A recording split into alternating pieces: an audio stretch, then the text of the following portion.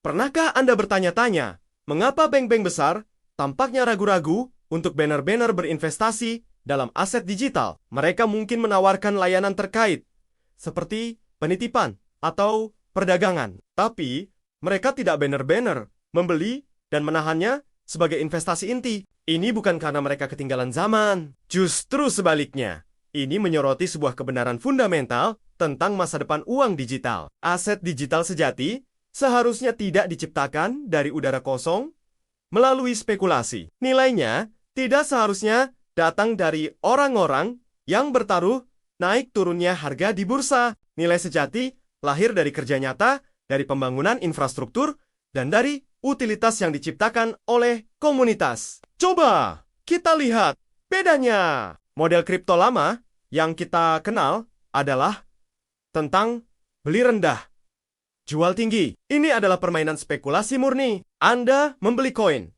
berharap orang lain akan membelinya dengan harga lebih tinggi nanti. Ini adalah permainan zero sum, di mana keuntungan satu orang seringkali merupakan kerugian orang lain. Ini adalah kasino digital yang didorong oleh hype dan FUD fear, uncertainty, and doubt. Sekarang, mari kita bandingkan dengan model kripto gaya baru.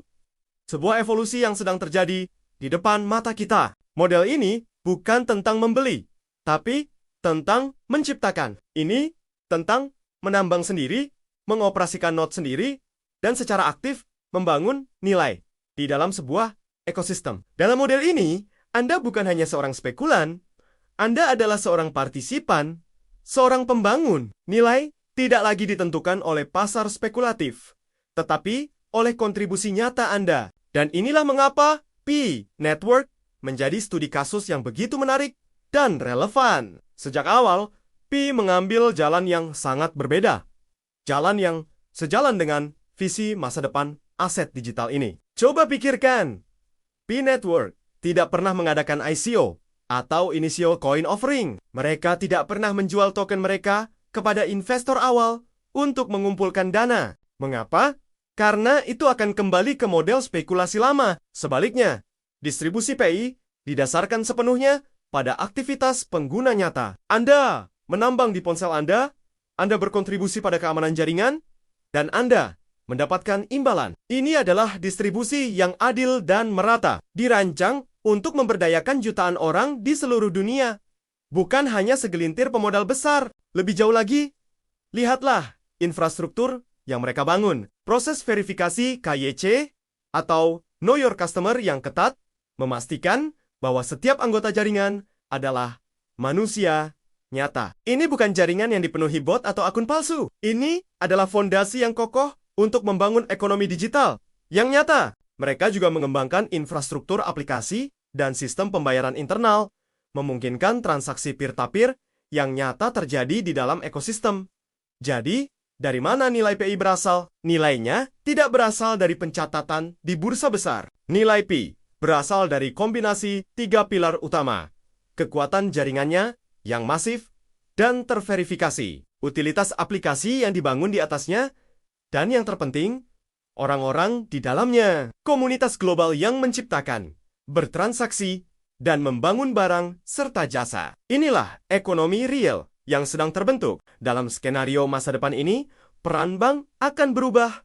Mereka tidak akan lagi menjadi pusat alam semesta keuangan. Sebaliknya, mereka akan menjadi jembatan, penyedia layanan yang menghubungkan ekonomi digital mandiri ini dengan sistem keuangan tradisional. Ekonomi sejati akan tumbuh subur berdasarkan apa yang diciptakan dan dihargai oleh komunitas itu sendiri. Investasi, seperti yang kita kenal, adalah permainan modal. Siapa yang punya uang paling banyak, dialah yang sering kali menang. Tapi masa depan aset digital bukan tentang permainan modal.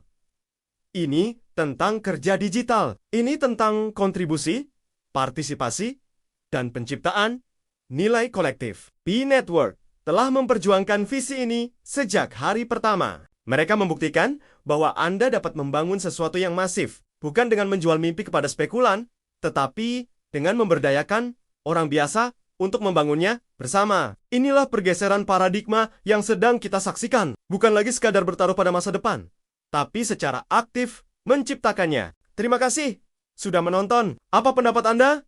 tentang pergeseran dari spekulasi ke penciptaan nilai ini. Bagikan pemikiran Anda di kolom komentar di bawah. Jangan lupa untuk suka, bagikan, dan berlangganan untuk lebih banyak konten seperti ini. Sampai jumpa di video berikutnya.